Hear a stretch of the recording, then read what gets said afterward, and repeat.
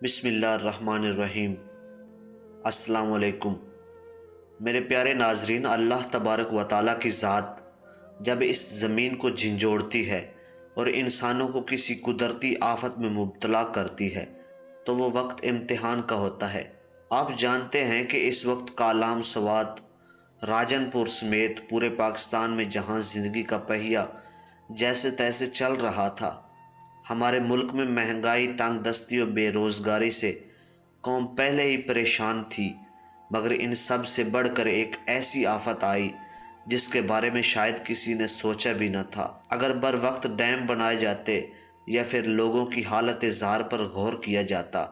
تو شاید آج یہ نوبت نہ آتی، مگر ہمارے سیاست دانوں نے وقتی فائدے کا سوچ کر عام لوگوں کے لیے جو طوفان کھڑا کیا، آج وہ بہت بڑی آفت کی شکل اختیار کر چکا ہے۔ زیر نظر ویڈیو کلپس میں آپ دیکھ سکتے ہیں کہ کہیں پر لاشیں تیر رہے ہیں تو کہیں پر لوگوں کے مکان و دکانیں منہدم ہو رہی ہیں، اور کہیں پر لوگوں کی ساری عمر کی کمائی ملیاں میٹ ہو رہی ہے، اور کہیں پر ہمارے اپنے ہماری آنکھوں کے سامنے جان دے رہے ہیں۔ ناظرین، یہ ایک ایسی صورتحال ہے جس کے بارے میں شاید کسی نے خواب میں بھی نہیں سوچا ہوگا۔ اس وقت صرف اس چیز کی ضرورت ہے کہ پوری قوم یکجا ہو کر اپنے ان تمام بھائیوں کی مدد کرے۔ وہ سیاستدان جنہیں ہم اپنے ووٹ سے منتخب کر کے اسمبلیز تک پہنچاتے ہیں، پارلیمنٹ تک پہنچاتے ہیں، پھر غلام ابن غلام بن کر پھرتے ہیں، نہ تو وہ اس علاقے میں آئے اور نہ ہی ان لوگوں کا درد اپنے سر لیا، اور اگر ان سے سوال کیا جائے تو جواباً یہ کہتے ہیں کہ تمہارے گناہوں کی سزا ہے۔ دوستو، پاکستان کی نامور شخصیت اور عالم دین جنہیں بے شمار لوگ اپنا روحانی پیشوا مانتے ہیں، خیر میں ان کا نام تو نہیں لوں گا،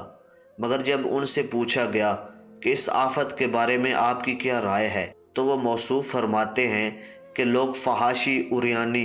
اور بد کرداری کی جانب بڑھ رہے ہیں۔ یہی وجہ ہے کہ خدا کی طرف سے یہ عذاب ہم پر مسلط ہوا ہے۔ مگر کوئی ان سے جا کر پوچھے کہ آخر وہ لوگ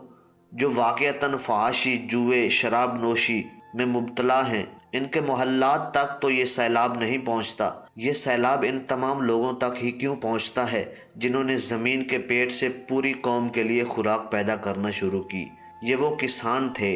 یہ وہ لوگ تھے جنہوں نے مویشیوں اور اپنے بے زبان جانوروں کی اپنی جان اور اپنی اولاد سے زیادہ قدر کی۔ آخر یہ کون سا عذاب ہے جو کہ صرف غریب کی جانب آتا ہے اور امیر بند لگا کر،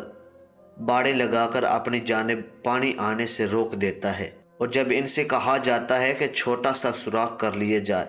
تاکہ یہ پانی کا ریلا وہاں سے گزر جائے اور لوگوں کی فصلیں بچ جائیں،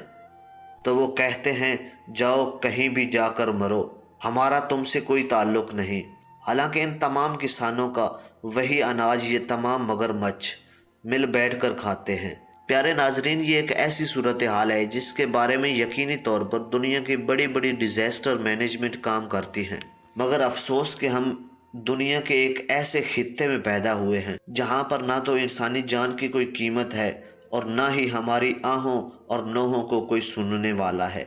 صرف ایک اللہ ہے، اور صبح و شام ہم اس کے سامنے جھک کر دعائیں کرتے ہیں کہ اے اللہ ہمیں بچا لے، لیکن شاید اب ہم اتنے گناہگار ہو چکے ہیں کہ ہماری دعائیں اور ہماری صدائیں خدا تک نہیں پہنچ پاتی۔